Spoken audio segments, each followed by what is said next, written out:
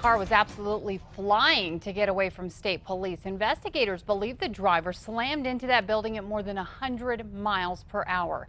News 13's Catherine Mazzone is live in Cuba with what led up to this deadly crash. Catherine?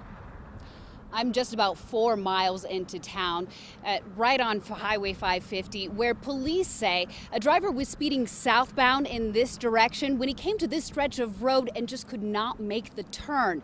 It's where witnesses say that driver went airborne and smashed into this building behind me. I'm feeling the car, the wind of the car going by me. That's crazy. Cuba local Clifford Mitchell has never seen anything like it. I was in shock. I didn't move for a second. It was close to 7 a.m. when Mitchell says he heard a car barreling his way. And I knew there's no way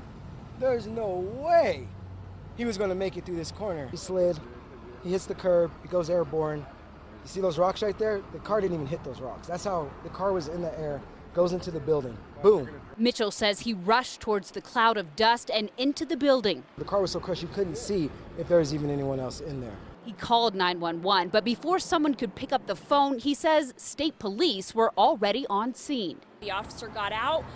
There was a small fire in the engine compartment of the vehicle. The officer got out his fire extinguisher, put out the fire, attempted to perform life-saving measures onto the driver. However, at that point, the driver was determined to be deceased. State police say the officer had started tracking the car several miles before they hit town. They say he was patrolling 550 when he clocked the driver going 90 miles an hour. State police say the officer hit his lights and siren to pull the driver over, but he only went faster, almost 130 miles an hour. Because the vehicle was entering the city limits, because of safety, the officer decided to terminate the pursuit.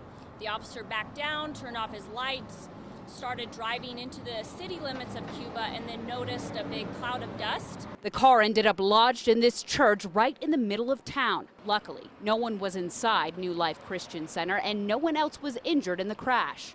But locals say high speeds have had devastating consequences for drivers who are unfamiliar with this stretch of road.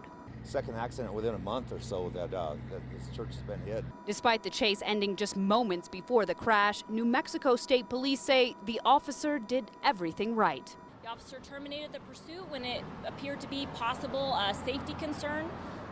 Unfortunately, the driver never stopped and never slowed down. It's sad, it's crazy, you see someone die like that. Well, as you can see, this building is in bad shape. I'm going to step out of the way so you can get a closer look. These 6 columns were put in after the crash to hold up the front of the building. State police say the force of the impact was so great, bricks from the front of the building ended up lodged in the back walls of this church. Kim, back to you.